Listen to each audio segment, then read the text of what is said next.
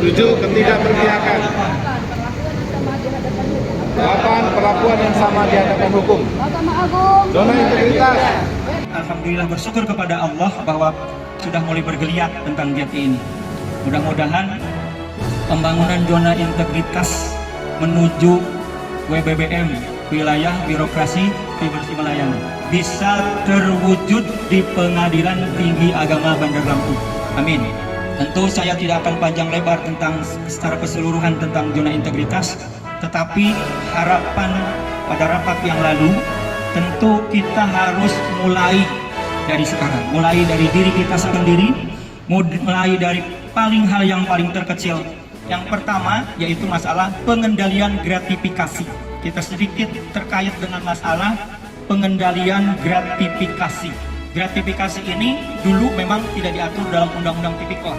Sekarang berdasarkan Undang-Undang Nomor 20 Tahun 2021 tentang tindak pidana korupsi, gratifikasi ini masuk dalam sistem korupsi. Apa sebetulnya yang disebut dengan gratifikasi? Gratifikasi itu segala sesuatu berbentuk penerimaan, terserah. Mau menerima uang, mau menerima barang, mau menerima fasilitas, tiket, dan lain sebagainya terkait dengan penerimaan kita, bagi kita, PNS, termasuk gratifikasi. Saya belum tahu apakah penerimaan cinta termasuk gratifikasi atau tidak.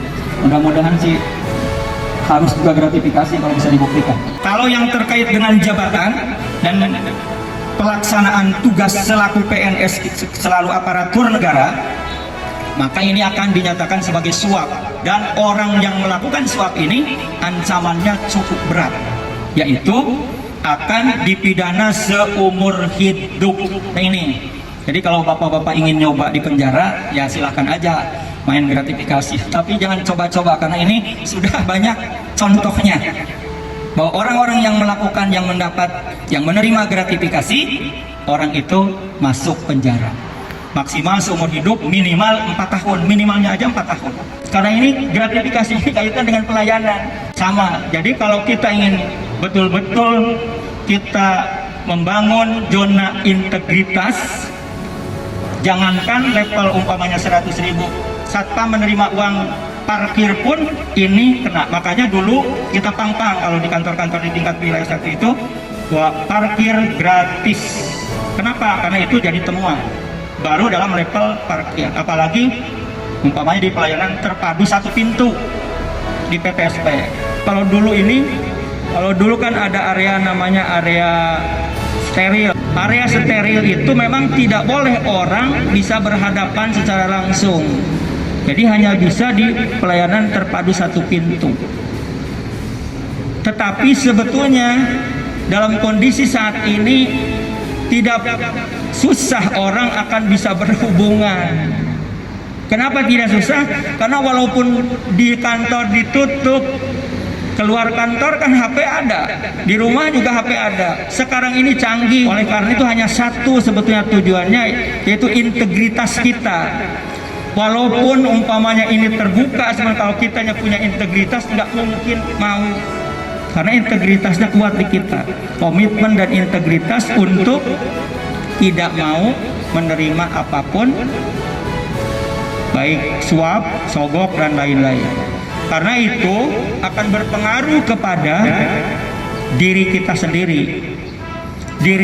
sendiri, kepada ke kantor dan kepada masyarakat. Jadi kenapa gratifikasi itu tidak boleh dilakukan?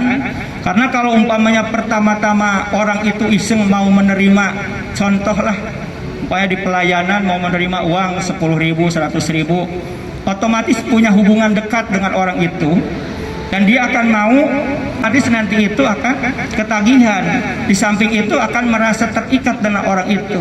Lama-lama dia akan meminta sesuatu kepada yang bersangkutan.